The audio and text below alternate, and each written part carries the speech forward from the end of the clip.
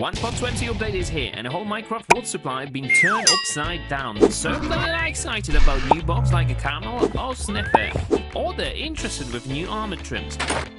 Well, I'm only interested with a new wood situation. That's what she said!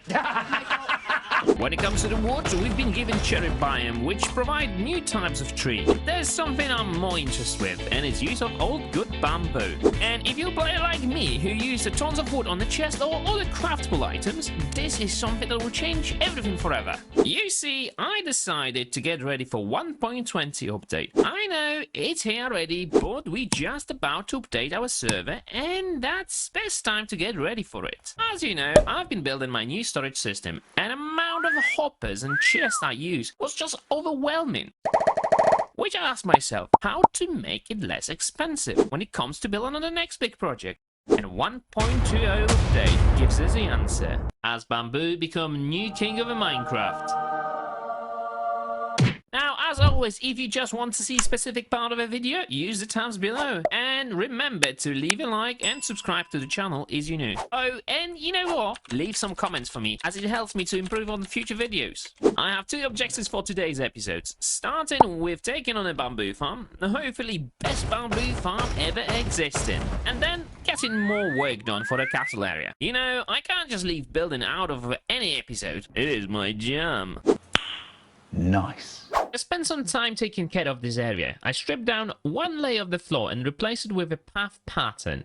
Not entirely sure if I will not change this in the future, as I feel it's missing something, but it might be just additional decoration that I needed. I will focus on doing decoration on my live stream. You need to make sure you visit me while I'm streaming to say hello. On the other hand, storage system been working well and all the chests been assigned. I tried to set up each of the chests with a different types of block or biome, and I used a spreadsheet created by Jurassic for his storage system, which helped a lot to organize it. I'm still working on decoration and design for the build, but I will get there eventually. You know, I can't build entirely based in one episode. I was thinking a lot where to place this farm, and a choice come into this area. If you remember from last episode, this will be the top part of the castle. I know you can't see it now, but soon all of this will be changed in the higher part of the castle, and it will be just spectacular.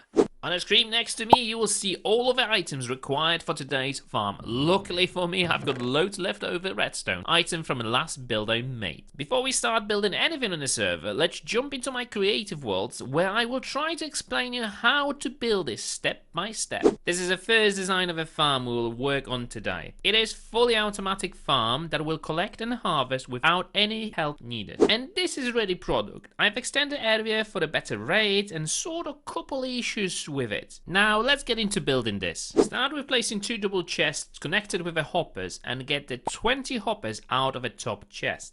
Now place a barrel on every other hopper, starting with the one closest to the chest, and then fill the gaps with composters. Add hoppers above each of the barrel. Place solid blocks next to the first barrel, and then 3 more blocks in a pattern as shown. I'll be using different colors of concrete for different parts of the farm. Finish this part by adding a comparator on the bottom block and repeat it on the mid block facing each other. Now repeat this next to the rest of the barrels. Let's move to the collection platform. I'll move into using different color of the concrete. Place first line of 20 blocks on the same level as hoppers. Next, extend this platform by 26 blocks. And then fill the platform to make a size of 20 by 27 blocks. Now we need to add some redstone blocks. On second line, coming from a collection system, replace every other block with a redstone block. Then replace whole 19th and 26th line with redstone blocks. After this, we'll move to the placing rails. Over the redstone blocks, we'll be placing powered rails, and the rest will be filled with the normal rails, with one exception being rail over the hopper, which should be powered. Finish by repeating this on the rest of the platform. Place first line of concrete above the rails closest to the collection system, and then extend it to be a size of 20 by 3. Now repeat and build the same platform on the other side of the farm. Then fill the space between with a dirt or grass block. We'll finish platform by adding borderline around it. I use deep slate brick, but you can use any type of blocks of your liking. Now let's move to the flying machine. We'll start with placing the first block exactly in the middle of the platform. Place 4 blocks in the same pattern as shown on the screen. After, place redstone torch on the lowest block. Repeater set on a 4 ticks on the block higher, and finish with adding 2 redstone dust on the top blocks. Place piston facing out of a top block, then 1 non-movable block like obsidian diagonally to the second block from a bottom, followed by sticky piston facing out, and finish by adding slime block. Repeat this backwards next to it to have both sticky pistons facing opposite direction. Place first observer under the piston facing out and another 2 observers on the top slime blocks, both facing up. We'll finish flying machine with extending slime blocks by 7 and adding glass block at the end of each side. On other side of the platform, add obsidian directly on the same line and height as visible sticky piston. We will add 3 yellow concrete blocks diagonally to the obsidian and a piston facing out on the top block, followed by observer facing out below, and then repeater facing out of the observer on the bottom block set on a 4 ticks. Finish by adding redstone dust on the top blocks. I've built this redstone wiring to automatically detect it when it to start and stop the farm, which I will explain you in a bit. To finish farm, I've added all that glass around the farm. Just make sure when you place in a glass, it will not touch the slime blocks as it can break flying machine.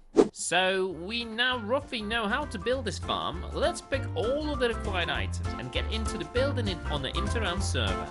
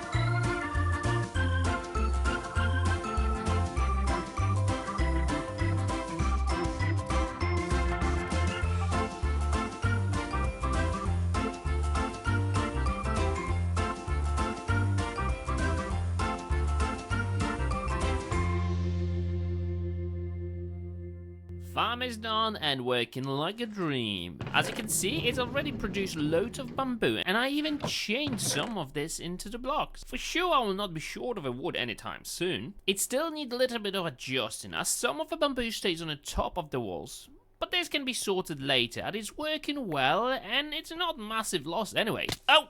I didn't see that coming. Now let's get into the final bit of today's video. As I promised before, we need to do some building around my base.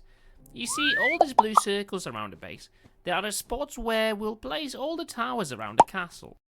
I've already collected all the required materials and there's nothing left than just build it. But this video is long enough already to be doing another time lapse. Maybe we could use some of editing magic and do it a little bit quicker? Let's try it.